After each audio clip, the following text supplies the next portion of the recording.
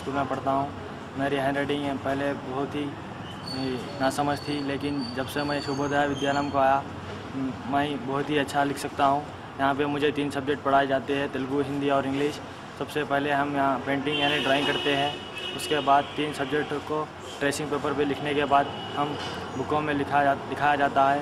और यहाँ पे कई तरह की स्टोरीज़ और पद्यम और बहुत कुछ सिखाया जाता है। यहाँ पर आने के बाद हमने बहुत कुछ सीखा है और टू रेस्पेक्ट पेरेंट्स एंड बहुत कुछ हमें यहाँ पे सीखा है। इसीलिए शुभोदय विद्यालय को हम हर साल आना पसंद करेंगे और यहाँ पर आने के बाद हमारी रेटिंग बहुत ही इम्प्रूव हो गई है। నా పేరు టి సింధు, నేను తుద్దెల్లో చదువుకుంటున్నాను.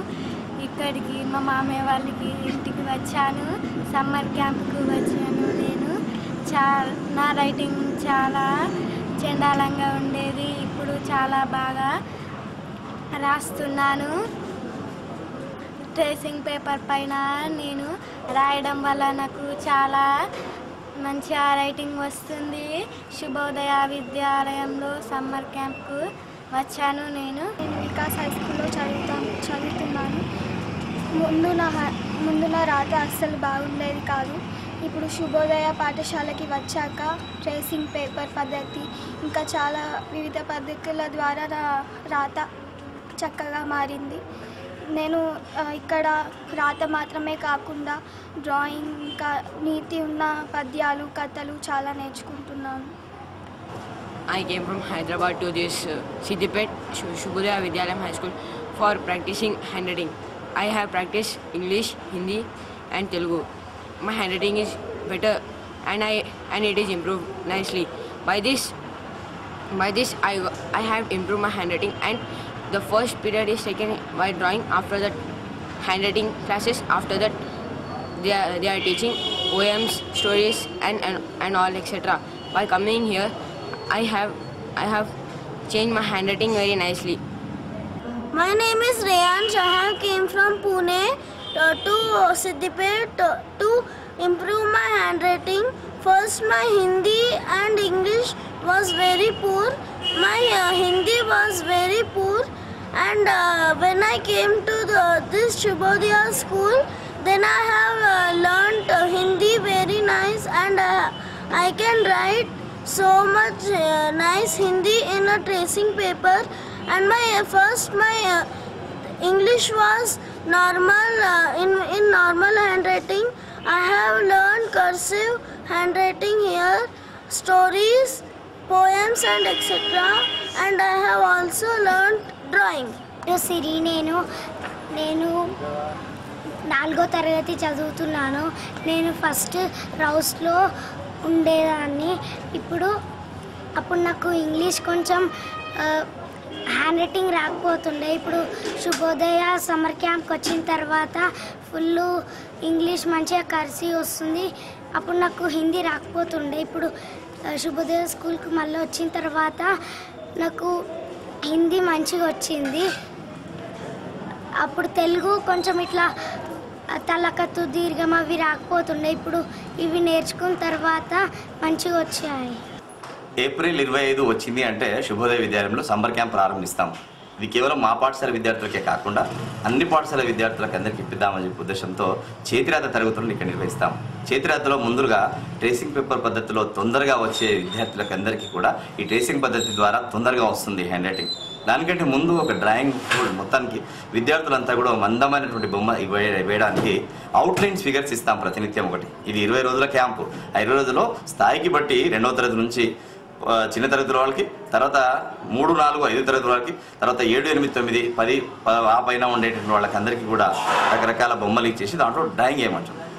ఆ రంగులు వేయగానే ఒక రంగుల కళలో వెళ్ళిపోతాడు పిల్లవాడు. బోర్ రాదు.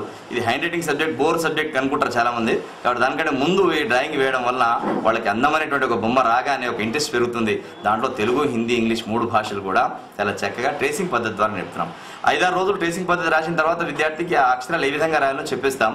అది అయిపోయిన తర్వాత ఏం చేస్తామంటే దాన్ని మళ్ళీ బోర్డు మీద రాసేసి చూసి రాయమని చెప్తాం.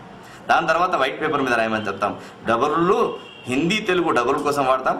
4 రూల్ కాపీ ఇంగ్లీష్లో వాడతాం. ఇవి వాడిన తర్వాత అక్షరాలు సేవ్ కర్సివ్ రైటింగ్ వచ్చేస్తుంది. ఇవన్నీ వచ్చిన తర్వాత విద్యార్థి ఒక ఆత్మస్థైర్యంతో ఉంటాడు.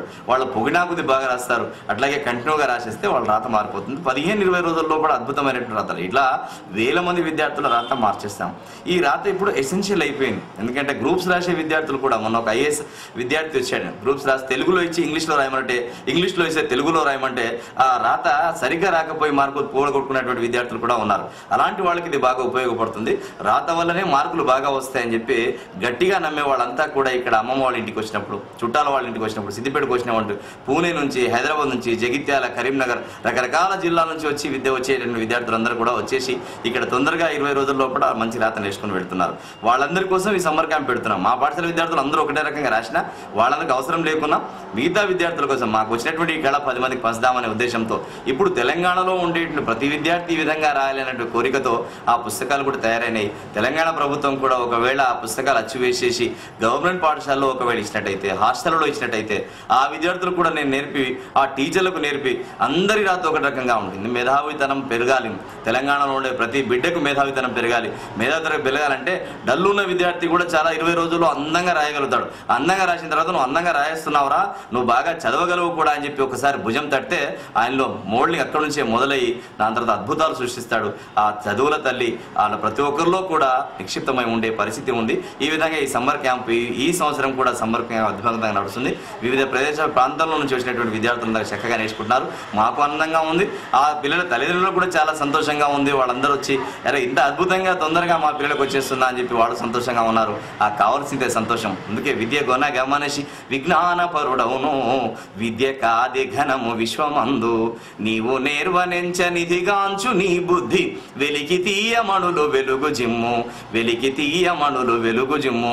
ఇలాంటి పద్యాలతో, వాళ్ళకి నీతి కథలతో, అట్లాగే దేశభక్తి గేయాలతో 20 దేశభక్తి గేయాలు, 20 పద్యాలు, 20 కథలు అవన్నీ కూడా చెప్పి పంపిస్తున్నాం. ఇవన్నీ కూడా అనుసరించుమెప్పుడు అభ్యాస యోగమున్, అభ్యాసమున విద్యలమరునెప్పుడు, నిద్ర ఆకలెప్పుడు నిన్ను వంచనెంచును, అన్ని మరచి విద్యలందుకొనుము, అన్ని మరచి విద్యలందుకొనుము అని లాంటి పద్యాలతో వాళ్ళకందరికి అర్థమయ్యే రీతిలో పద్యాలు చెప్తే ఇంగ్లీష్ మీడియం విద్యార్థులు తెలుగులో డల్లు ఉంటారనే ఒక అపోహ ఉంది. అట్లాంటి విద్యార్థులకు కూడా ఈ కచట తప్ప